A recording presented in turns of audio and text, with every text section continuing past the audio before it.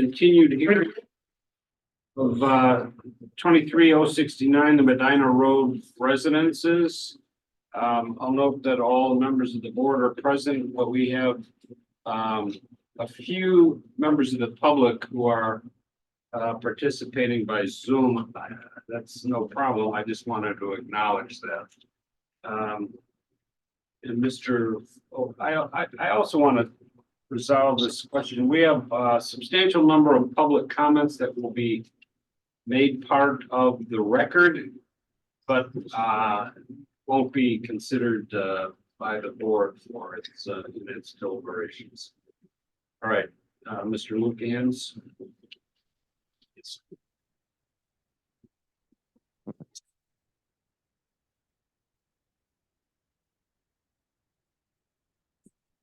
Again, Phil, Lukens on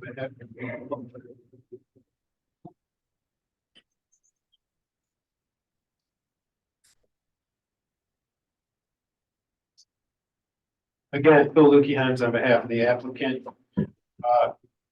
At the end of the hearing, I guess on December 7th, a number of things were requested that further information. I guess I'll kind of start with there. Downloaded to the portal, I have listed as Exhibit 13 is the kind of cleaner site plan that you're more used to seeing. That way, should I just give you Exhibit 13 to you, Mr. Carnville, so you have one? I've got some additional exhibits, but I don't know which one is your. Well, that's what I got here in front of me. For policy that, okay. All right, thanks. Are there any other new exhibits? Yeah, and they're also the ones that were you probably have in front of you that are in the portal. So we're listing Exhibit 14 as the one with is the parking lot. That if you look at the upper left-hand corner, it has the total parking.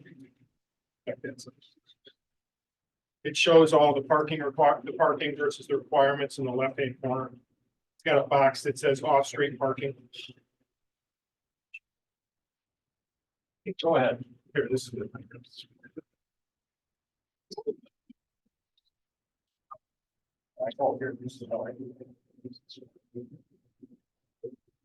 We also have which one's which.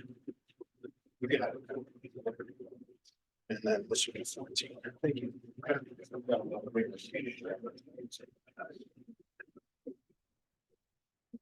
So that Exhibit 14 shows the off-street parking requirements. And that is, or the parking requirements, that there's required 2.5 spaces per dwelling unit. There are 70 units proposed and 175 spaces required, which is 175 spaces required. On site, there is a total of 184 total spaces proposed. That does not include any on-street parking. There's no parking in the streets anymore. There's no, so that's just 85 garage spaces. Excuse me, like 88 garage spaces, 88 driveway spaces, 8 visitor parking spaces. So that meets the requirement of the zoning ordinance. We also have for you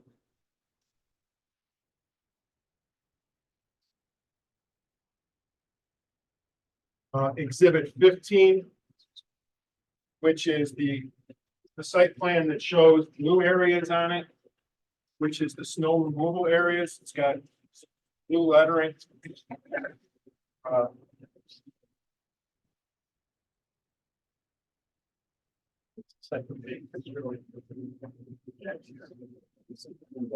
No, right. Oh, yeah. Anybody else need a copy of it? So Exhibit 15 shows the snow removal locations where the snow will be placed in the event of a large event or any event. The other thing that or a couple other issues. One is the FAR at the last hearing. I think I said the FAR request is 0.55. It's actually to be safe, 0.57. I think the notice said 0.65. We recalculated, we're somewhere around 0.56, but we would ask for 0.57 just to make sure. We are significantly under the 0.65 that was set forth in the notice. Also, you have, I think was provided to you, was an updated traffic study. We're gonna list that as exhibit 8A if it's acceptable to the board. Just to kind of, the original traffic study was exhibit 8. I do have some questions, or I would like to ask the traffic engineer, the engineer, some questions regarding the report. So we can point out the differences between the last one and this one and kind of the conclusions. So, Mr. Toberman, if you could come up here, you will remember you're already under oath. Well, let's have everybody that's going to testify tonight be sworn. Yeah. Would you raise your right hands, please? You do solemnly swear or affirm the testimony you're about to give at this cause out here will be the truth, the whole truth, and nothing but the truth. So help you God. Okay. Mr. Toberman, did you prepare the traffic study that is set forth as exhibit 8A? Yes, I did. Did you do an updated additional traffic counts for that study? Yes, And were those taken on December 21st, 2023? that is correct. Oh, I'm sorry.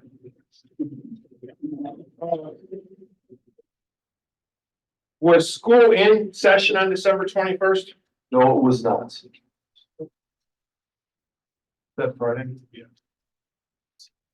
Do you recall whether it was in or not at that day? I do not. Okay. But okay. What was the peak hour you found in your December 21st, 2023 counts? 4:30 to 5:30. And was that the same peak hour that was in your prior counts and in your previous report, exhibit 8? Yes, it was. How many trips were there in the peak hour on December 21st, 2023?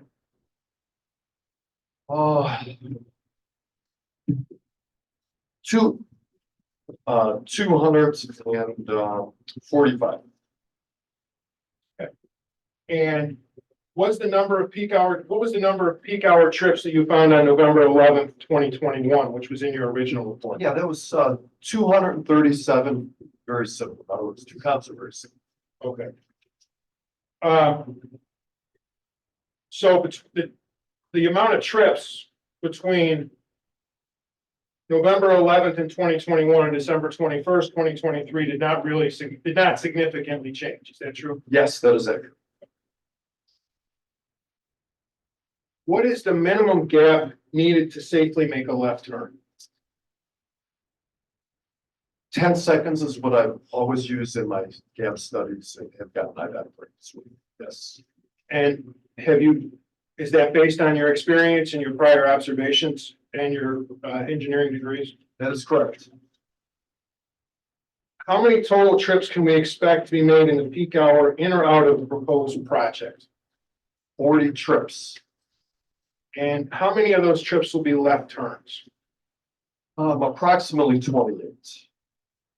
And so of the other 12 will be right turns, either right in or right out. That is correct. So those 28 are both in, that's a total in and out left turns, correct? Correct. How many gaps did you find occurring in front of this proposed project in the peak hour that were more than 10 seconds?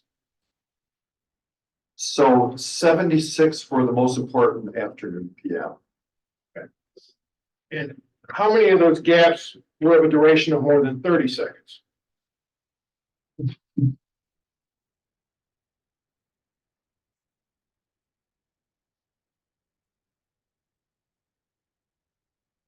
I believe about 36. That number's in your report, correct? 36. Given the fact, excuse me.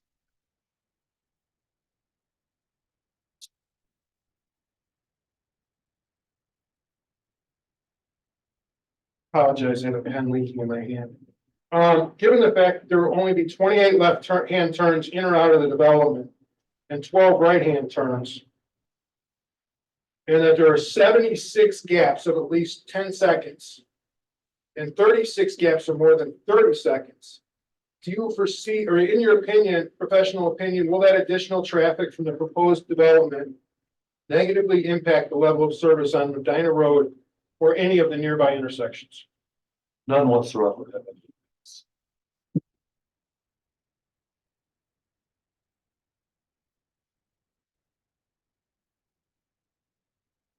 Um,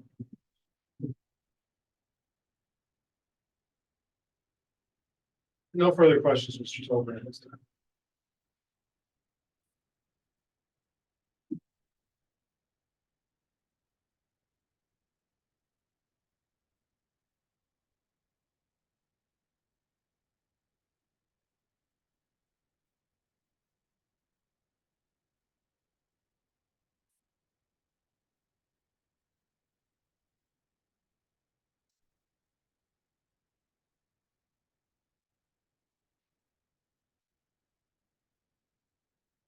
As you will recall, at the last hearing, the Village of Addison had made certain objections that this project does not meet the PUD standards.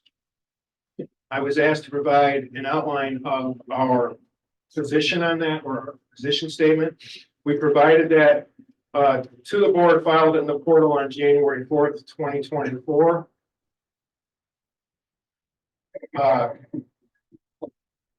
I can go through that, or we can wait, or I didn't know if you wanted me to make an exhibit. I know it's probably in the record. No, it's not in the record. It should be made a hearing exhibit.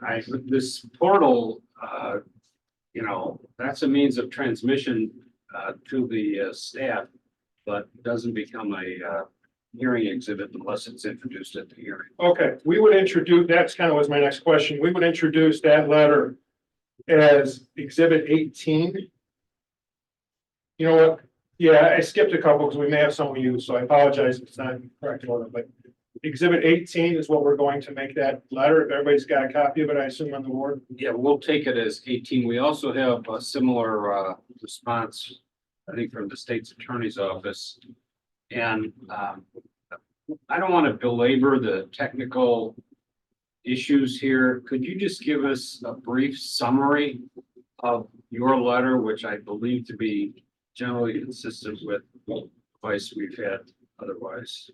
Yeah, there were a number of questions, and I'll try and be very quick. Number one was the land cash donation. We will obviously comply with any ordinance that relates to the land cash donation that applies to us and is instituted on the proposed on the project. Number two, modifications of bulk regulations. There was a citing of 37-14, 14.3.8.5.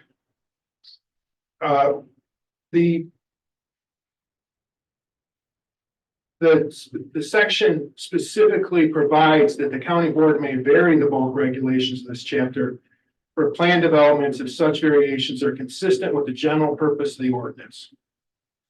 And will result in better developments and be of greater benefit to the occupants of the development and the area.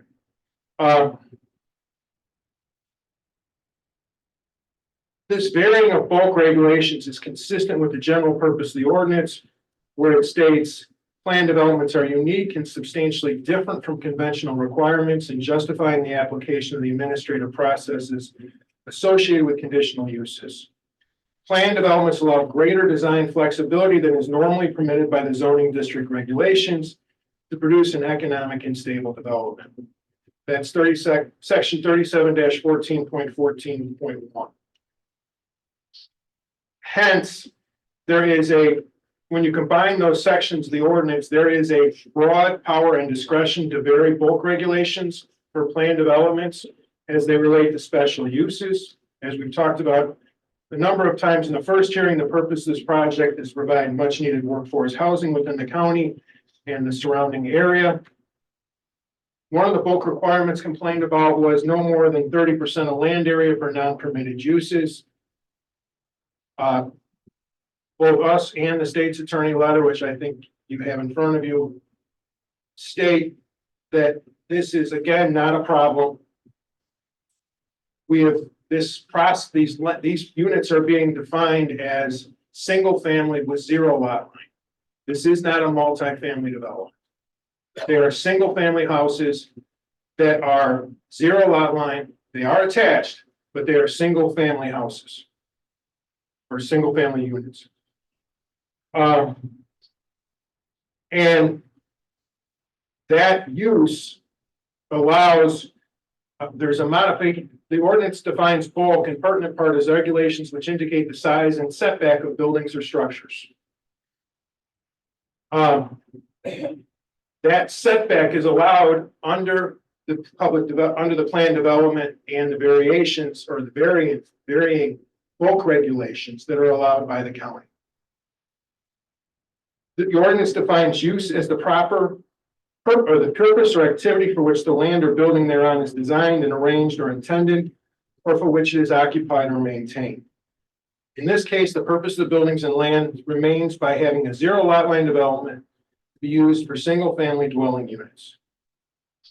The only change is a bulk regulation in the setbacks, which is allowed under the ability to vary the bulk regulations. Hence, the 30% limitation is complied with by the proposed development, as none of the property will be utilized for uses not allowed in the R2 zoning district, which is single family.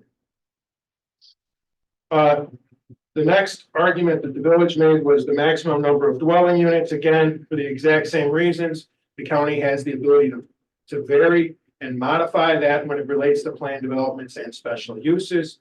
Plan development is really a very broad, it's supposed to be elastic. It's there so that the county can look at developments wholly and entirely to see if they meet the purpose of the zoning ordinance and what the county is trying to do. Hence, this bulk regulation can be varied just as easily. Floor ratio, same thing. It again is a bulk regulation, and the statute, the ordinance allows bulk regulations to be varied. Number 6, the last one they mentioned that I recall was perimeter setbacks. The 18 feet was published out of an abundance of caution, but the real setback from the yard or from the road is 50 feet. That's the distance between the buildings and Medina Road is 50 feet, not 18 feet. However, if you were to include the front yard as coming up to the, let's call it the circular road, I know it's not circular, but the C-shaped road, that would be the 18 feet. Again, that would, if that's what the county determined was the front yard setback, and I don't think that is what the county has determined as the front, staff has determined as the front yard setback. If that was, that again is a bulk regulation, which can be varied under the zoning ordinance. Okay, is this information and the corresponding response from the state's attorney's office been shared with Addison and I think it was Bloomingdale? It was put on the portal, and we told everybody we were going to put it on the portal on the 4th. So it was, I don't know about Mr. Right. McCarthy's statement, but ours clearly was. Mr. Haas? Can you just clarify that? Yeah, relative to the county state's attorney opinion, that has only been made available to staff and the zoning board of appeals. That we did not, that's advice from council only to the zoning board of appeals at this point. All right, and so therefore protected? Correct. That was the intention, and I'll respect that. Let me, I didn't want to make a ruling because it was, you know, there's some technical issues and I didn't want to make the wrong ruling, but based on advice of counsel and the information from Mr. Lukahans on behalf of the petitioner, I'm prepared, and I'm sure the rest of the board is prepared to proceed this evening in the face of the objections made. I would only suggest that the petitioner make sure that we share the information, not the state attorney's opinion, but Mr. Lukahans' letter with the two villages. All right. Go right ahead. That ends the remainder of our presentation for this evening. There may be anything in response to. Okay, well then, we'll go to questions. Are there any I have no questions myself. Follow-up questions. Are there any questions from the board? I'll go down the line if there are. Mr. Murphy, do you have questions? Dennis? No questions.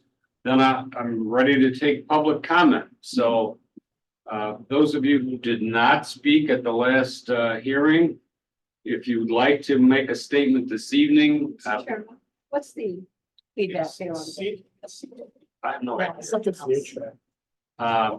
Those of you who want to make public comment this evening, please raise your hand.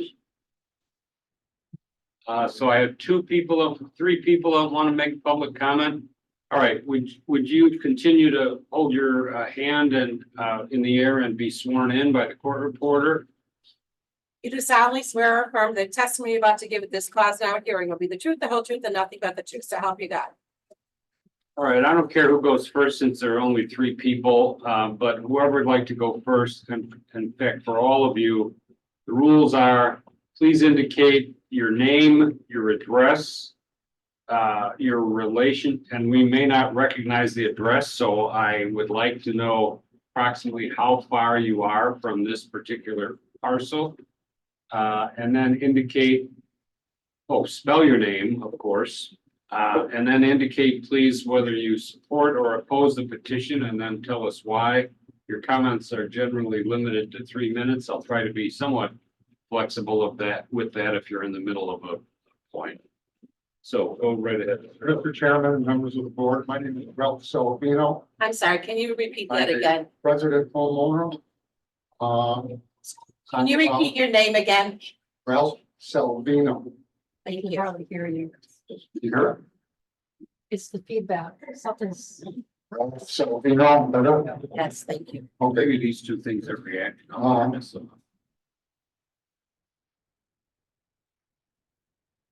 my address is 2412 Nicole Court, Addison. The Medina Road Development Company has submitted a traffic study respect to the proposed 70-unit apartment complex currently before the zoning board of appeals. This study is deficient for the following reasons. Medina Road south of Lake Street resembles a rural country highway more than a suburban residential street or road. There are no traffic lights, stop signs, crosswalks, or dedicated turn lanes for the entirety of a mile-long stretch of road. Even a casual observer would notice that the posted speed limit of 30 miles per hour is routinely exceeded by 20 miles per hour or more. As Medina Road south of Lake Street has virtual stops on both north and southern ends, top speeds are likely achieved at the midpoint of this mile-long stretch of road, exactly where the proposed development will be located. The developer study was supposedly conducted utilizing the Institute of Transportation ITE guidelines. The ITE Traffic Engineer Handbook, Chapter 4, Traffic Engineering Studies lists speed studies under common traffic study procedures. Other than a passing reference to the posted speed limit, the developer study made no examination of vehicle speeds on Medina Road. It's hard to believe that the exclusion of such an important element of traffic safety was an oversight, but rather was an intentional exclusion from the study. This study states that traffic counts were conducted at a project's proposed south entrance drive directly across from Erie Circle. Those who conducted the study appeared to only count vehicles passing their stationary location. Vehicles assessing Medina Road from the south of their location and then proceeding south were not counted. Vehicles approaching from the south and entering a home on the east side of the road or turning left onto one of the 3 roads south of the location were not counted. Vehicles approaching from the north and turning right onto Erie or Superior or left onto Annalisa or Nicola Court were not counted.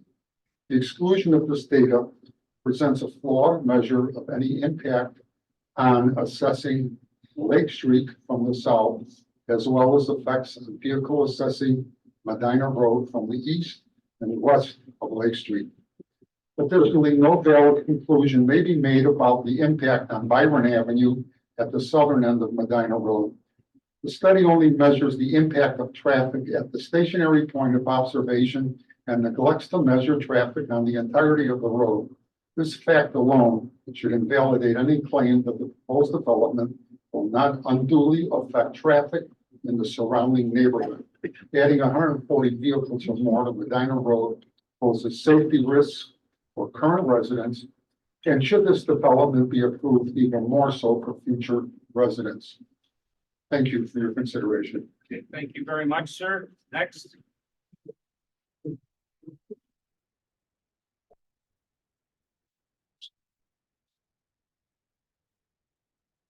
Good evening. My name is Joseph Fortunato. I'm an attorney in Lisle. I'm here to represent Scott Benz and Natalie Steck, who reside at 5N041 Medina Road. It's about 3 doors down from where the project is proposed. First, let me make an observation that the concept of workforce housing is not objectionable. It's just that we consider this, we're speaking in objection to this, is the inappropriate location for workforce housing. The reasons are that first, the project's been considered and denied by the Village of Addison and the Village of Bloomingdale. It's a fact. The proposed density of the project is completely out of character with the surrounding properties consisting of single-family residences, high-end and townhome developments that are much less dense and a much higher value. You're going to have a negative effect on the property values, which is one of the considerations in LaSalle factors that have to be taken into account when determining whether to approve the project. The project fails to satisfy other factors, but primarily diminution of property value is one. Extent to which a particular zoning regulation diminishes property values and the extent the existing uses and zoning of nearby properties is the other. Addison and Bloomingdale determined that the anticipated inordinate impact of stormwater management for these communities, petitioners has ignored or failed to adequately address those concerns. Those stormwater management issues will likely affect those residents outside the corporate limits of those 2 municipalities as well. My client's prepared to provide videos of the existing problems after heavy rains on their property, which is, as I said, right nearby the property. We already have an existing problem, which would be exacerbated by this proposal. It has to. I mean, the common sense tells us that. Petitioners ignored concerns that the lack of municipal water and sewer services on site will have a significant detrimental cumulative effect on nearby wells and nearby private sewage disposal systems. Plus the potential impact of noxious odors when overworked private sewage disposal systems fail, as they inevitably will. Petitioners ignored to date obvious inadequacies in the allotment of on-site parking for guests, 8 parking spaces for guests at 88 residences. Petitioners ignored to date the obvious inadequacies in the allotment of site for snow removal. And I say that because I prepared these comments not having received any information at all regarding parking, regarding snow removal, regarding all the concerns that we raised at the last monthly meeting, at which time I asked the chair whether that information would be provided 7 days in advance to the public, and the chair indicated that that was a great idea. Nevertheless, the dropping into the portal doesn't provide that information to the general public. We've been at a loss. Petitioners ignored the fact that the county doesn't have exclusive jurisdiction over this property. Part of the property is located within the corporate limits of Addison, which has already rejected the proposal. Petitioners' traffic studies fail to account for sufficient number of vehicles likely to be utilized by residents. Failure to allow effective vehicular traffic doesn't proceed in that orderly of fashion. To use averages is inappropriate. That it doesn't make any sense. Does that mean that we're going to have gates up there and allow people out one at a time? It just doesn't work that way. Everybody should be able to understand it.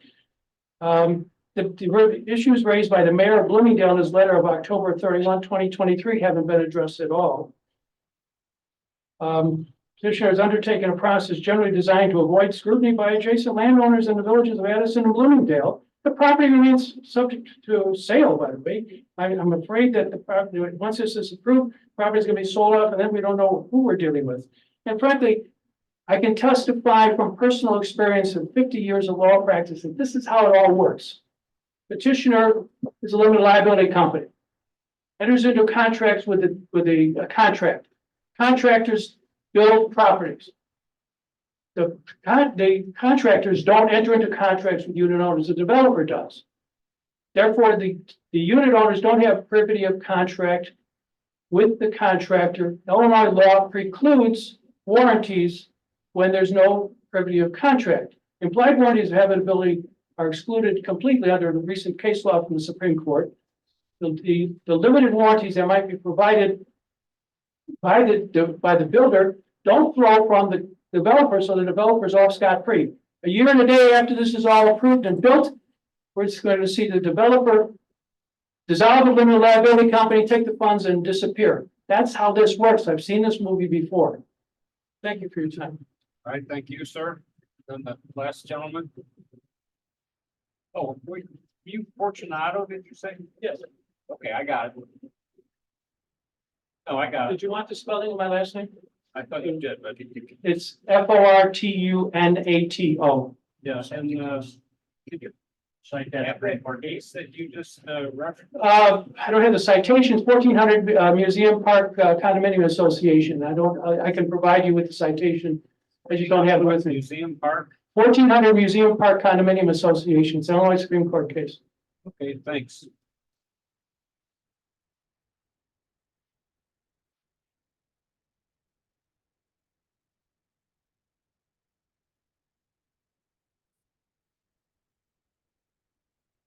My name is William Belmonte. I live at so Belmonte. I live at 173 Michigan Court, Bloomingdale, Illinois 6010A. Evening, Chairman, members of the board. I'm going to state from the beginning I'm opposed to this project, and I'm going to state for the following reasons, and many of which Mr. Fortunato already took some of my thunder, but I'll just go briefly through them. First of all, regarding the village of Addison and the village of Bloomingdale, I am concurrent with their objection and for the reasons that they've set forth in their information. Furthermore, I know that in speaking with the engineer at Bloomingdale, he's concerned that the water that's supposedly to be held in that retention area in the front of the proposed development is then is going to end up flowing into the village's golf course pond, and that is something that they're not in agreement with. I will tell you guys that we've gone through this whole exercise with the village of Addison and Mr. Gray and his group for the last 3 years. The proposals have been brought up and the concerns of the neighborhood have been brought up due to density, design, layout. They've all been concerns from the outset, but not only have the developer not listened to any of our concerns as the people that live there, that are going to be there before and going to be there for time afterwards, but they've not only that, they've doubled the size of the development in a smaller footprint. And I stayed on the smaller footprint for the first of the one issue that I don't quite understand is the one property that they use as a buffer is a property that's located in the corporate limits of the village of Addison. So if that property is used there, is there any type of a deed restriction on that they can't go ahead and then turn around and sell it, where they've used it to you to portray that as a square footage of their development? However, it's then going to get taken back and then they'll be developing a house on it at some point, which would then take away from the square footage of the property development in total.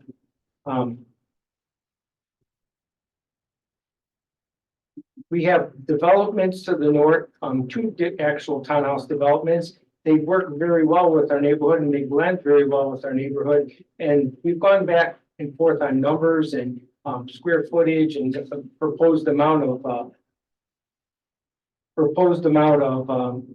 what the builder can do. And, you know, the builder is gone on for 3 years playing with the numbers, and the numbers just don't work. They've worked for the other two developments, and everyone's lived in harmony with them. And single family home people on the west side of Medina Road and the townhouse people on the east side of Medina Road, we've lived in harmony. We have not had any problems. The snow has been a concern, and the water is a concern of our development on the west side of the Medina Road. And I asked you to take a good look at that, because as I said, and as Mr. Fortunato said, they build it, they leave, happy days for them. We're stuck with it. We live with it every day. And that we need to be able to not only be comfortable in our homes, but again, we don't want the value of our homes to go down and the quality of life of our ourselves to be affected by this development, and those are points as you stated. With regard to the two entrances and exits onto the development, again, those are, from what I understand from the last presentation or the first presentations. So do you have a lot more? Huh? Which more do you have? Like 3 more points. Like Yeah, like maybe half a a page. minute? Okay, well, if you could move along, I'd appreciate it. Oh, sure. I would just point out those 2 exits and entrances where they would push the snow, they also become a safety hazard when you're pushing all the piles of snow, because there's nowhere to put snow within the development. If you're pushing it across the street on Medina Road, that would become a safety concern to the motorists along Medina Road. I'm gonna ask you to consider that, and I didn't quite understand how the portal tells people to put their objections and put their comments on the portal, but they're not going to be considered as part of the record here tonight. I stand with all the other residents in my community, Dartmoor as well, Eastgate as well as the other communities to the south in objecting to this. Again, the focus of workforce, we're not objecting to workforce. This just doesn't seem to be the right area to put that. I don't think there's any public transportation in the area. As far as I know, there's no public transportation on Lake Street, and the only public transportation on Army Trail Road is at Army Trail and Glen Ellen Road, which is quite a distance from this development. Again, I object for the reasons I set forth below, and I ask that you take the consideration and voice of the people that live here, because it's affecting us. So thank you very much. Okay, thank you. No, nothing further from the board? I'm a resident. Can I make that? No, I asked how many people want to make a comment. Please stand up and be sworn in. And I said there were 3 people. Were you not here? I wasn't here the whole time, so I like 1 minute. Yeah, okay, go ahead. And you want to say something too? Yes. All right, So, anybody else? this is it. Last call, just like last call always. So that's done. Okay, would you raise your Go right right hands, please? You do solemnly swear or affirm the testimony you've been about to give at this cause and over here will be the truth, the whole truth, and nothing but the truth. So help you God. Yes. Okay, name and address and Hello, board. My name is Rajesh Patel, last name Patel, and I live at 179 Michigan Court. We are pretty much primarily directly behind the proposed development. And my neighbor, Bill Belmonte, who spoke just prior to me, he lives 2 or 3 houses down from me as well. So specifically with that, I think, one thing that we have concern from the homeowners and the people who live in the Eastgate subdivision, obviously there is an issue with the reduced property prices. That is obviously the case, but that's not the only case that the board should kind of consider about. One thing that we've kind of, had some conversations is really around some of the storm and the drain water removal issue. I think that's been pointed out by the 2 attorneys before me, and then as well as I think Savino, right? Mr. Savino as well.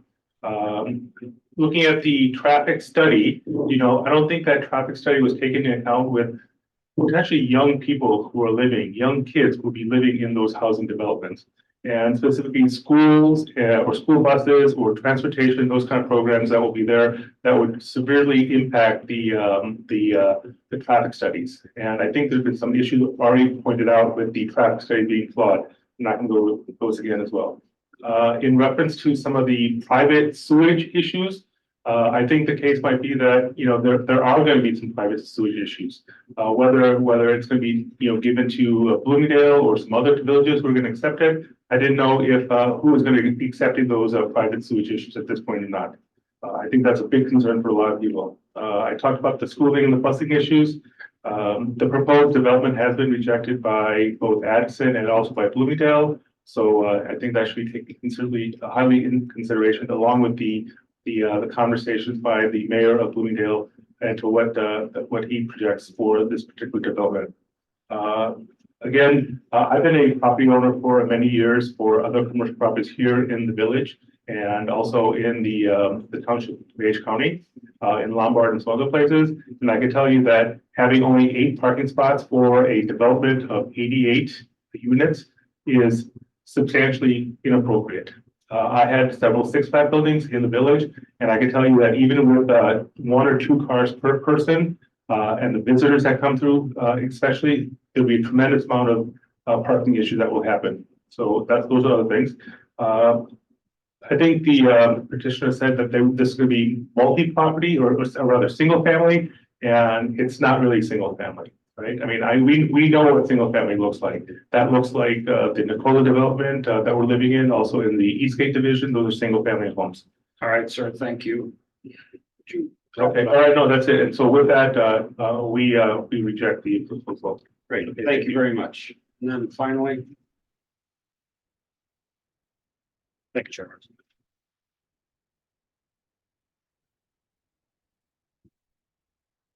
Hi, my name is Asim Qureshi. I live ASIM, last name is Qureshi, Qureshi. I live at 330 Tuttle Drive in Bloomingdale, which is right behind, actually, in the Medina area where the subdivision is. And I'm here to share my observation as a resident of 7 years in that area. The study that has been done on the traffic is definitely not for a rural road. And here's my observation, and I'm completely opposed to this. The current configuration of Medina Road is a 2-lane rural cross section with poor drainage, undersized ditches, especially at the south end and along Walter Drive. The flooding occurs several times a year. Even a 5-year storm event causes major flooding at that end. The road has a 90-degree bend at Byron, causing dangerous driving conditions. The proposed complex will increase significant traffic, requiring widening of Medina Road to at least a 3-lane urban cross-section with curving sidewalks on each side. This will have to be a closed drainage system with storm sewers along Medina Road all the way to the Army Trail outfall. As is at the south end by Army Trail, acres of land gets flooded every year. A closed system will require substantially large storm sewers at that end. The additional traffic generated by complex will increase the noise level. I don't think anybody has talked about noise level yet, but the noise level will be above acceptable limits, especially for the homes backing to Medina Road like mine. And anybody heading south likes to take Medina Road to Army Trail Road. In the current situation, there is no signal at the corner of Walter and Army Trail Road. For southbound traffic, it's right in, right out with a stop sign. However, a lot of people make an illegal left turn at that location, and this will just add more traffic. That intersection will require a signal. In addition, the intersection of Byron and Walter has a 4-way stop sign with additional traffic. A signal warrant analysis needs to be done for that location. In summary, if this project gets approved to move forward, a major improvement to Medina Road will be required that could cost millions of dollars. A large piece of property along Medina Road belongs to Forest Preserve District. Any widening of Medina Road will require land acquisition from Forest Preserve as well as from other property owners that could be contentious and costly. So, and that's probably one of the reasons I'm anticipating, or I'm guessing that both villages have declined to give the permit. In conclusion, I oppose this, and I appreciate you giving me time to listen to my concerns. Okay, thank you, sir. Mr. Lukan's final remarks. Part of that may make a clarification of the citation that I gave you. Oh, certainly.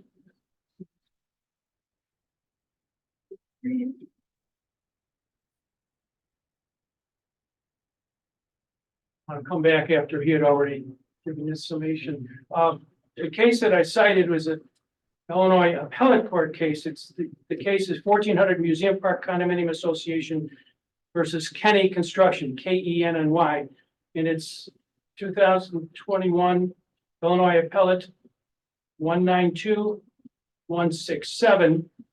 But it does cite Illinois Supreme Court case Sienna Court Condominium Associations, SIENNA versus Champion Aluminum.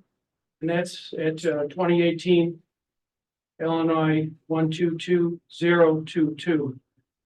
Finally, sir, I did mention during my remarks that we had videos that we'd like to submit to the record. I didn't get any kind of determination of whether that's going to be allowed. I just wanted to know if we can supplement the record. You can supplement the record. Video, I'm not sure about video because when we put something in the record, anybody that wants to review the record has to have the ability to sort of see the document. So therefore, we don't allow PowerPoint presentations or whatever. So, you know, you can submit some photos. Well, can the record reflect that we did have videos that we'd like to submit that Well, demonstrates the profit? I mean, You've represented them and you've testified. thank you, sir. But you can send some pictures if we want. Thank you. We'll do We'll that. hold the record open for that. Thank you, sir.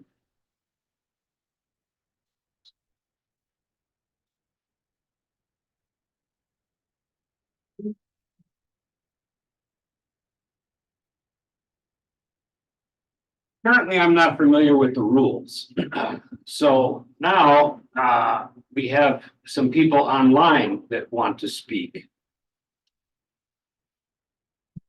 How many people online want to make a statement?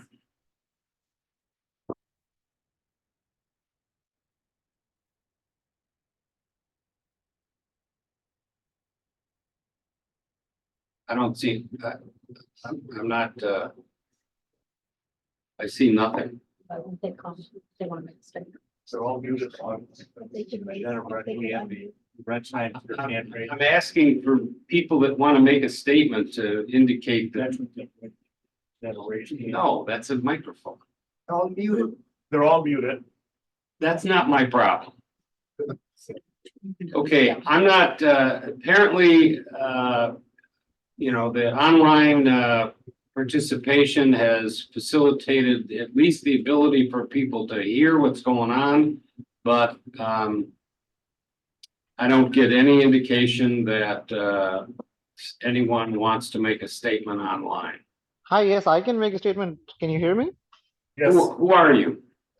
Yes, my name is Waji Syed. I live on 355 Erie Circle All right, in hold on. Bloomingdale. Hold on, you have to be sworn in, sir. I'm gonna give you 3 minutes. The only person I'm taking. Of course, I've said that 3 times. Would you raise your right hand, please?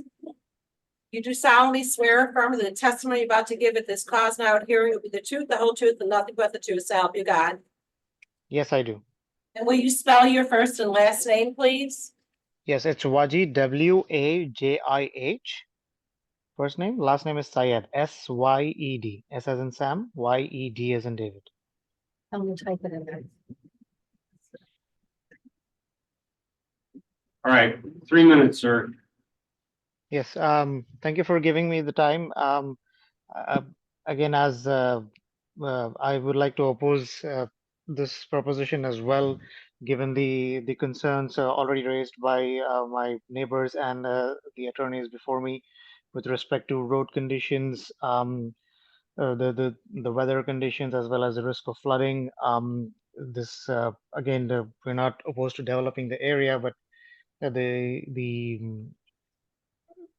just in a number of projects proposed, and the intensity just seems to be not in line with the area that is being developed around here.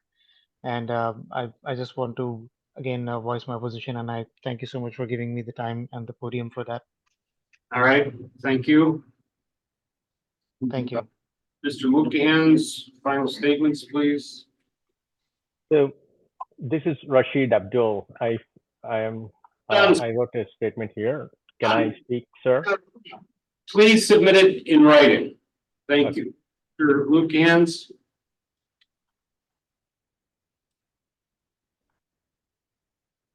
I'll try and be relatively quick. I really want to respond to some of the statements that were made. One of the things about property values is obviously the complaint is it's too much density.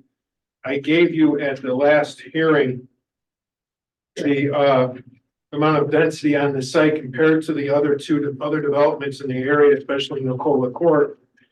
And the Nicola Court development FAR is 0.67. Our development is only 0.55. The building coverage of Nicola Court is 28% of development. Our development is only 18% of the development. Pervious surface, Nicola Court is 67%. Our proposed development is only 46% impervious surface. Heard a lot about stormwater. I'm not going to take a lot of time because I know you know it probably better than I do. We cannot make the stormwater any worse. The DuPage County Stormwater Department will not let us. The building department will not let us. We have to actually make it better. And this development will. We've heard about it's going to go into the Bloomingdale golf course here or there. It has to go to the same place it's going now. It just has to go at a reduced rate. We are going to improve the stormwater. Now, are we going to solve all the problems they have already? No, we can't. But we're not going to make them worse. We're actually going to make them slightly better. We're a small part of the whole process here, but we're not going to make it any worse. We've heard about lack of sewer and water, noxious odors. I'd say that's really a non-issue. The county allows septic and well. That's in their ordinances. We're complying with those ordinances. If we're going to now say no developments and unincorporated can have septic and well, I don't think that's something the CBA is going to say or the county is going to say. As far as making stuff public, the portal, we said we would push it on the portal. The portal is available to every resident. Our statements were made available. That is, and that's where exactly we said we would put it. I didn't have addresses for everybody to provide my letter to everybody, but we provided it on the portal, which is a public area that we said we were going to produce on. If anybody had a question, Paul and Jessica clearly could have answered how to get to it.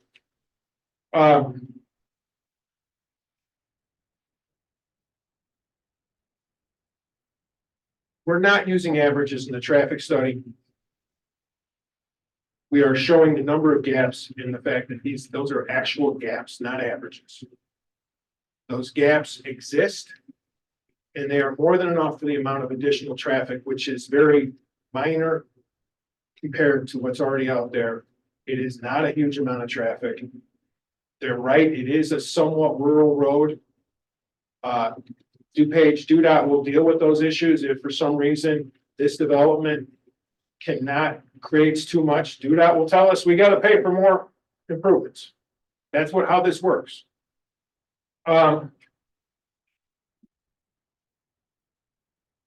In sum, we've heard that this development is too dense. It's completely in line with the developments nearby. Does it have more units? Yes. It doesn't have more impervious surface. It's not more crowded. It has more units because it has to have workforce housing to make it. This is a good plan development. It is a good special use. And we've really not heard anything that should knock this special use in the plan development from being allowed. I know I cited living word last time. This complies with living word.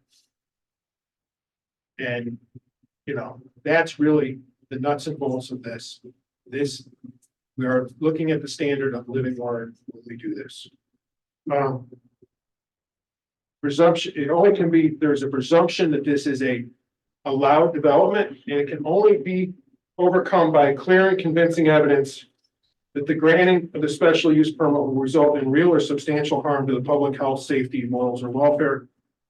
That clear and convincing evidence has not been provided to you by anyone we have met our burden. It has not been rebutted. And we would ask that you recommend to the county board that this development be approved. Thank you. All right, thank you very much. We'll close the hearing for this evening. The record will be held open for the additional submission of written information until the close of business on January 25th, which is a week before our recommendation meeting. We'll meet again February 1 at 5:30, presumably in this room, right? Yeah, we'll meet in this room at 5:30 to consider this case and undertake the deliberation of the board. No further information from the community or the petitioner will be elicited at that hearing, at that recommendation hearing. It will just be deliberation from the board about the case and a vote about this case and other cases as well, I presume. So that's it. We're closed for this evening. Thank you very much, everyone.